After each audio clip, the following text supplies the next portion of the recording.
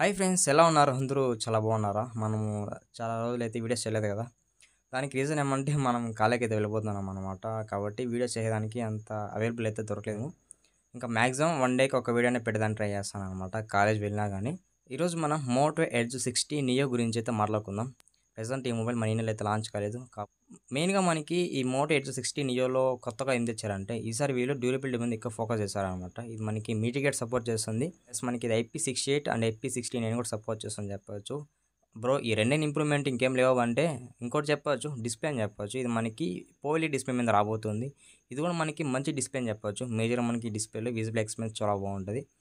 So, ఇంకా next ఉంటది cameras అనమాట. ఈసారి కెమెరాస్ అయితే చాలా బాగా డెవలప్ చేశారని చెప్పొచ్చు. ఇప్పటికి మీకో డౌట్ వచ్చిండొచ్చు. బ్రో, మనకి ఈ మొబైల్ ఎంత ప్రైస్ రాబోతుంది? మీకొక డౌట్ అయితే వచ్చిండొచ్చు. సో, నా ఎక్స్‌పెక్టేషన్ ప్రకారం ఇది 15,000 పైన ఉండొచ్చు. లేకపోతే 15,000 బిలోన ఉండొచ్చు.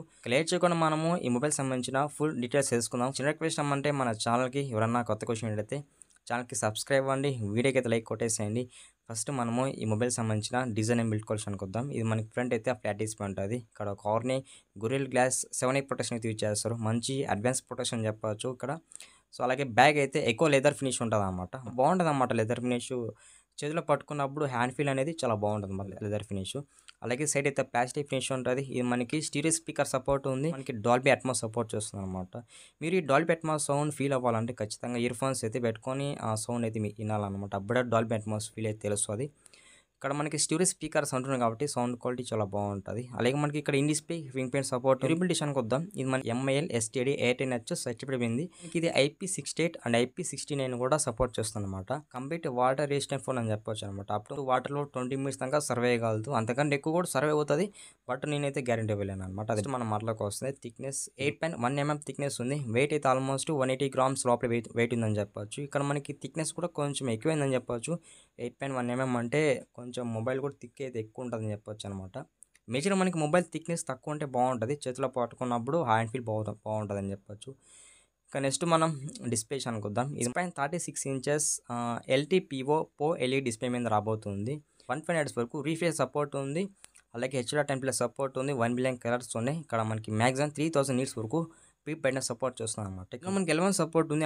అంటే మన అమెజాన్ ప్రైమ్ వీడియో, నెట్‌ఫ్లిక్స్ ఇవన్నీ కూడా మనము ఫుల్ హెచ్‌డీ కంటెంట్ వాచ్ చేయొచ్చు. అక్కడ కూడా మనకి బాగుంటదన్నమాట మూవీ ఎక్స్‌పీరియన్స్ అనేది. ఇంకా మనకు ఓవరాల్‌గా డిస్ప్లే అయితే బాగానే ఉంటదని చెప్పొచ్చు. నార్మల్ యూజ్‌కి అలాగే జనరల్ యూజ్‌కి.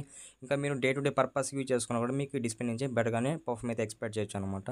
నెక్స్ట్ మనం ప్రాసెసర్ విషయానికి వద్దాం. ఇది మనకి మీడియాటెక్ డైమెన్సిటీ 7400 ప్రాసెసర్ మీద రాబోతుంది. 49 బిల్ట్ ప్రాసెసర్ అని చెప్పొచ్చు. మంచి ప్రాసెసర్ అనమాట. సో, ఓవరాల్‌గా మనకి బెటర్‌గానే పర్ఫార్మ్ చేస్తుందన్నమాట ఈ ప్రాసెసర్ అనేది. ఇంకా సాఫ్ట్‌వేర్ విషయానికి వద్దాం. ఇది మనకి ఆండ్రాయిడ్ 15 రాబోతుంది. అలాగే ఎల్లో మోటో యువి అయితే రాబోతుందని చెప్పొచ్చు అనమాట. నెక్స్ట్ మనం కెమెరా విషయానికి వద్దాం. ఇది మనకి ట్రిపుల్ కెమెరా సెటప్ ఉంది. ఒక ఫ్లాష్ ఉందని చెప్పొచ్చు. మెయిన్ కెమెరా 50 MP ఇచ్చారు. మెయిన్ కెమెరా వాయిస్ కూడా సపోర్ట్ చేస్తుందన్నమాట. ఆప్టికల్ ఇమేజ్ స్టెబిలైజేషన్ కూడా చాలా బాగుంటది. అలాగే మనం మెయిన్ కెమెరా యూజ్ చేసుకొని maximum 4K 30 fps video record చేసుకోవచ్చు అనమాట. అలాగే మనకి మెయిన్ కెమెరాలో 24 mm వరకు ఫోకల్ లెంత్ ఉందన్నమాట. అంటే మనం ఈ ఫోకల్ లెంత్ యూజ్ చేసుకొని ఫోటోస్‌ని కొంచెం బెటర్‌గా తీసుకోవచ్చు. సెకండరీ కెమెరా విషయానికి వద్దాం. సెకండరీ కెమెరా 10 MP ఇచ్చారు. ఇది మనకి టెలిఫోటో కెమెరా అని చెప్పొచ్చు. టెలిఫోటో కెమెరాలో అప్ టు 3x వరకు అయితే ఆప్టికల్ జూమ్ ఉందన్నమాట. అంటే ఫోటో తీసే విషయంలో ఈ టెలిఫోటో కెమెరా యూజ్ చేసుకున్నారనుకో మీకు చాలా డీటెయిల్స్ అయితే ఎక్స్‌పెక్ట్ చేస్తారనమాట. 74 mm వరకు ఫోకల్ లెంత్ ఉందన్నమాట.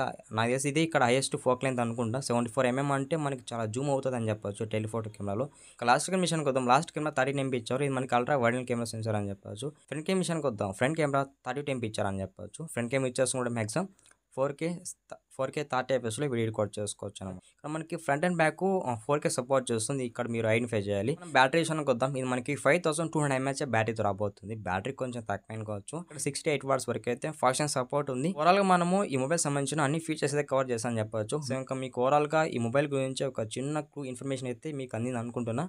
Bye bye, take care, love you all. నా చిన్న క్వశ్చన్ అంటే ఛానల్‌కి సబ్స్క్రైబ్ అవ్వండి. వీడియోకి అయితే లైక్ కొట్టేసేయండి. ఎందుకంటే